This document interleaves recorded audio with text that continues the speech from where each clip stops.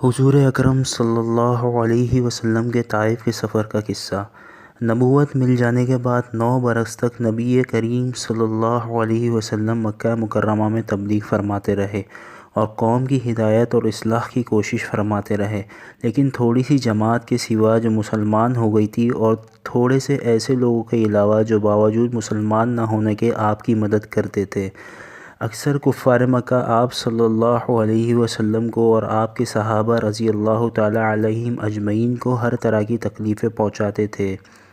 مذاق اڑاتے تھے اور جو ہو سکتا تھا اس سے درگزر نہ کرتے تھے۔ حضور اکرم صلی اللہ علیہ وسلم کے چچا ابو طالب بھی انہی نیک دل لوگوں میں تھے جو باوجود مسلمان نہ ہونے کے حضور اکرم صلی اللہ علیہ وسلم کی ہر قسم کی مدد فرماتے تھے۔ 10ویں سال میں جب ابو طالب کا بھی انتقال ہو گیا تو کافروں کو اور بھی ہر طرح کے کھلے مہارے اسلام سے روکنے اور مسلمانوں کو تکلیف پہنچانے کا موقع ملا۔ حضور اقدس صلی اللہ علیہ وسلم اس خیال سے طائف تشریف لے گئے کہ وہاں قبیلہ ثقیف کی بڑی جماعت ہے، اگر وہ قبیلہ مسلمان ہو جائے تو مسلمان کو ان کی تکلیفوں سے نجات ملے اور دین کے پھیلنے کی بنیاد اور بڑھ جائے۔ وہاں پہنچ کر قبیلے کے 3 سرداروں سے جو بڑے درجے کے سمجھے جاتے تھے گفتگو فرمائی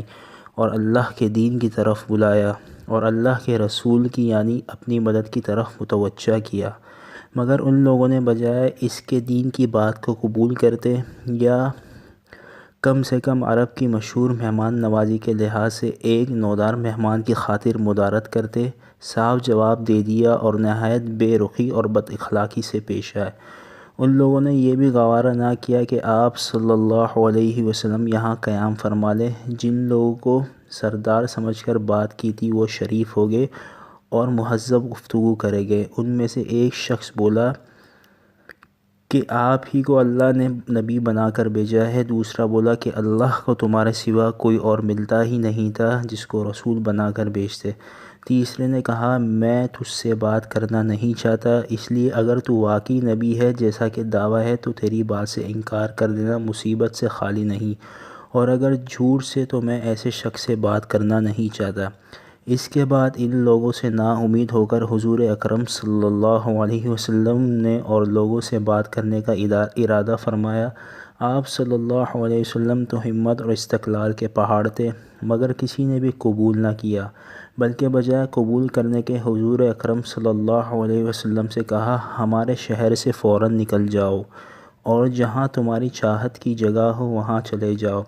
حضور اکرم صلی اللہ علیہ وسلم نے جب ان سے بالکل مایوس ہو کر واپس ہونے لگے تو ان لوگوں نے شہر کے لڑکوں کو پیچھے لگا دیا، آپ صلی اللہ علیہ وسلم کا مذاق اڑائے، تالیاں پیٹے، پتھر مارے، حتیٰ کہ آپ صلی اللہ علیہ وسلم کے دونوں جوتے خون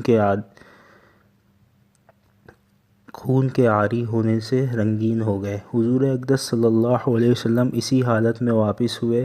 جب راستے میں ایک جگہ ان شریروں سے اطمینان ہوئی تو حضور اکرم صلی اللہ علیہ وسلم نے یہ دعا مانگی، اے اللہ تجھی سے شکایت کرتا ہوں میں اپنی کمزوری اور بے کسی کی اور لوگوں میں ذلت رسوائی کی، اے ارحم الراحمین تو ہی ضعفاء کا رب ہے اور تو ہی میرا پروردگار ہے، تو مجھے کس کے حوالے کرتا ہے، کسی اجنبی بیگانے کے جو مجھے دیکھ کر ترش روح ہوتا ہے اور منہ چڑھاتا ہے، یا کسی دشمن کے جس کو تو نے مجھ پر قابو دے دیا۔ اے اللہ اگر تو مجھ سے ناراض نہیں ہے تو مجھے کسی کی بھی پرواہ نہیں ہے، تیری حفاظت مجھے کافی ہے، میں تیرے چہرے کے اس نور کے طفیل جس سے تمام اندھیریاں روشن ہو گئی اور جس سے دنیا و آخرت کے سارے کام درست ہو جاتے ہیں، میں اس بات سے پناہ مانگتا ہوں کہ مجھ پر تیرا غصہ ہو یا تو مجھ سے ناراض ہو، تیری ناراضگی کا اس وقت تک دور کرنا ضروری ہے جب تک تو راضی نہ ہو، نہ تیرے سوا کوئی طاقت ہے نہ قوت۔ مالک الملک کی شان قہاری کو اس پر جوش آنا ہی تھا کہ حضرت جبرائیل علیہ السلام نے آ کر سلام کیا اور عرض کیا کہ اللہ تعالیٰ نے آپ کی قوم کی وہ گفتگو آپ سے ہوئی سنی اور ان کے جوابات سنے، اور ایک فرشتے کو جس کے متعلق پہاڑوں کی خدمت ہے آپ کے پاس بھیجا ہے، آپ جو چاہے اس کو حکم دے۔ اس کے بعد اس فرشتے نے سلام کیا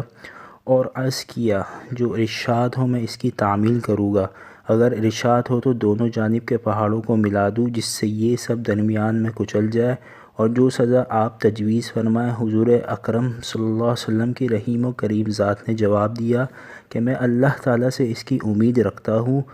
کہ اگر یہ مسلمان نہیں ہوئے تو ان کی اولاد میں سے لوگ پیدا ہو